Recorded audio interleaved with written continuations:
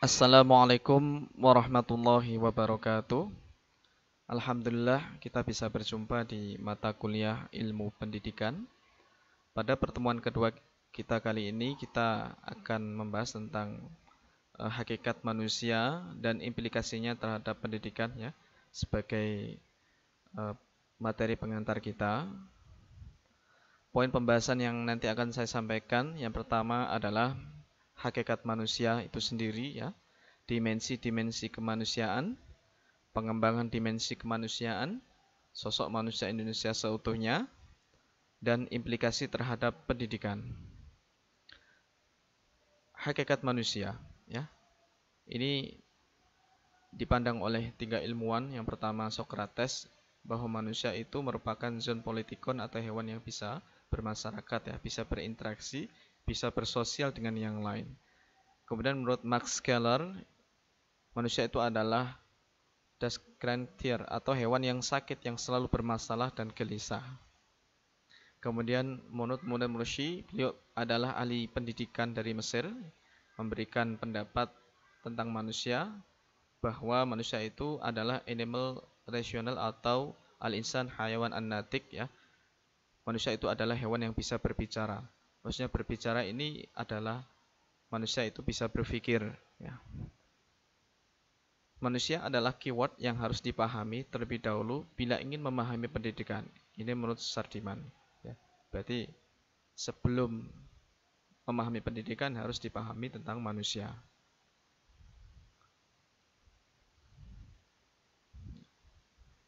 Karena manusia itu kan bermacam-macam ya, beragam. Jadi tidak sama dengan yang lain. Kemudian pandangan mengenai hakikat manusia itu ada tiga di sini. Yang pertama psikoanalitik ya, kemudian humanistik dan behavioristik. Psikoanalitik ini manusia digerakkan dari dorongan diri sendiri yang bersifat instinktif ya. Ini dikontrol kuat oleh kekuatan psikologis. Sementara untuk humanistik ya, ini manusia digerakkan oleh rasa tanggung jawab sosial serta keinginan untuk mendapatkan sesuatu. Jadi kata kuncinya bisa disebut manusia individu dan manusia sosial. Kemudian behavioristik ini makhluk yang reaktif ya, dan tingkah lakunya dikendalikan oleh faktor dari luar ya, misalkan dari lingkungan. Kemudian dimensi-dimensi kemanusiaan ya, yang pertama dimensi keindividualan. Keindividualan di sini yang dimaksud adalah setiap manusia yang dilahirkan itu memiliki keunikan tersendiri ya, keberagaman atau ciri khas dari manusia itu sendiri. Kemudian dimensi kesosialan, bahwa manusia dilahirkan bisa berinteraksi dengan yang lain ya, bisa bekerja sama ya, bisa berbicara, bisa berhubungan dengan yang lain ya, bisa membantu dan bisa membutuhkan orang lain.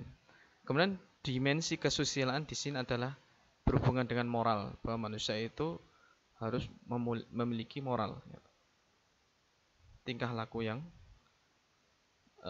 ada di setiap daerahnya masing-masing ya. Kesusilaannya seperti apa? Kalau di Indonesia seperti apa yang kita tahu ya, berdasarkan hukum di negara dan hukum agama Islam. Kemudian dimensi keberagaman, bahwa manusia itu dilahirkan pasti membutuhkan yang namanya agama ya. Kecuali orang-orang tertentu ya, yang tergolong ateis. Kemudian dimensi kesejarahan, bahwa manusia dilahirkan memiliki sejarah tersendiri ya, memiliki cerita tersendiri. Aku, dia, dan kamu ya, misalkan itu memiliki sejarah tersendiri. Jadi ada cerita, ada dongeng, ada ya. Kemudian pengembangan dimensi kemanusiaan, yang pertama pengembangan manusia sebagai makhluk individu ya. Makhluk individu maksudnya di sini adalah manusia itu bisa menolong dirinya sendiri ya. Dengan niat dan tekad yang kuat, manusia itu belajar dari pengalaman, bisa menolong dirinya sendiri dalam hal apapun. Bisa dari manusia itu sendiri. Kemudian pengembangan manusia sebagai makhluk sosial, makhluk yang bisa berhubungan atau berinteraksi dengan yang lain ya, makhluk yang membutuhkan yang lainnya, ya. Makhluk yang bisa memberikan kontribusi kepada masyarakat dan lain-lain. Kemudian yang ketiga, pengembangan manusia sebagai makhluk susila, ya. Makhluk susila di sini adalah makhluk atau manusia yang bisa berbuat baik kepada yang lain, ya. Kemudian yang keempat, pengembangan manusia sebagai makhluk yang religius.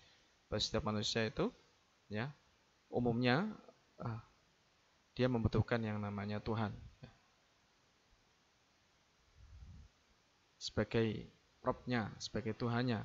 Kalau kita yang beragama Islam, ya, pasti kita yang membutuhkan Tuhan kita, yaitu Allah Subhanahu wa Ta'ala. Berbeda dengan teman-teman agama yang lain, yang itu menjadi sebuah kebutuhan dasar kita, ya, kita sebagai makhluknya, sebagai orang yang menyembahnya, ya, sebagai manusia yang menyembah Allah, sebagai manusia yang menyembah Tuhan kita, semuanya itu sebuah kebutuhan dasar kita, ya. Kecuali kalau memang betul-betul orang itu tidak percaya dengan agama, ya, tidak percaya dengan Tuhan. Kemudian sosok manusia Indonesia yang seutuhnya ini keutuhan potensi subjek manusia sebagai subjek yang berkembang, ya. Jadi ingin selalu berkembang, ya. Kalau manusia itu pada dasarnya ingin selalu mengasah dirinya untuk bisa meningkatkan potensinya. Kemudian keutuhan wawasan atau orientasi sebagai subjek yang sadar nilai yang menghayati dan yakin akan cita-cita dan tujuan hidupnya. Jadi memiliki cita-cita dan tujuan hidup. Ini sosok manusia Indonesia yang seutuhnya, yang memiliki perenungan, ya, meyakini dan memiliki cita-cita tujuan hidup, ya. Kalau tidak memiliki cita-cita dan tujuan hidup, ya, bukan berarti manusia. Karena di sini adalah sosok manusia Indonesia seutuhnya. Saya percaya tidak hanya manusia yang ada di Indonesia, juga orang-orang yang ada di negara lain juga begitu, ya. Ini prinsip kita, ya, memiliki keyakinan, ya, menghayati, ya, memiliki cita-cita dan tujuan hidup. Kemudian implikasi terhadap pendidikan ini ada implikasi potensi jasmani fisik, ya, ada implikasi potensi rohani manusia. Yang implikasi jasmani fisik itu mencari pengetahuan melalui panca indera, ya. Jadi melatih panca inderanya untuk mencari pengetahuan, mencari ilmu. Kemudian juga mengembangkan keterampilan, ini kalau berhubungan dengan fisiknya. Sementara kalau berhubungan dengan rohani manusia, ya, implikasinya potensi rohani manusia itu an-nafsu. Di sini misalkan mengembangkan nafsu peserta didik pada aktivitas yang positif. Kemudian al-aql, ya, misalkan mengajak peserta didik untuk menguak hukum alam dengan dasar dan teori serta hipotesis ilmiah melalui kekuatan akal pikiran.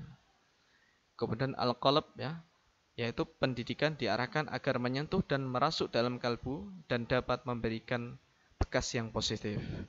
Ar-ruh, ya, pendidikan berakhir setelah ruh meninggalkan jasad manusia. Maka di sini ada konsep bahwa pendidikan itu seumur hidup, ya. Utlubul ilma, ya, minal lahdi, ya, tolabul ilmi, ya, tolabul ilmi minal lahdi ila lahdi, ya, mencari ilmu mulai dari buayan, ya, sampai ke liang lahat. Konsep ruh di sini. Terima kasih, itu saja yang dapat saya sampaikan mengenai hakikat manusia dan implikasinya terhadap pendidikan. Wallahu muwaffiq ila aqwamit thoriq. Assalamualaikum warahmatullahi wabarakatuh.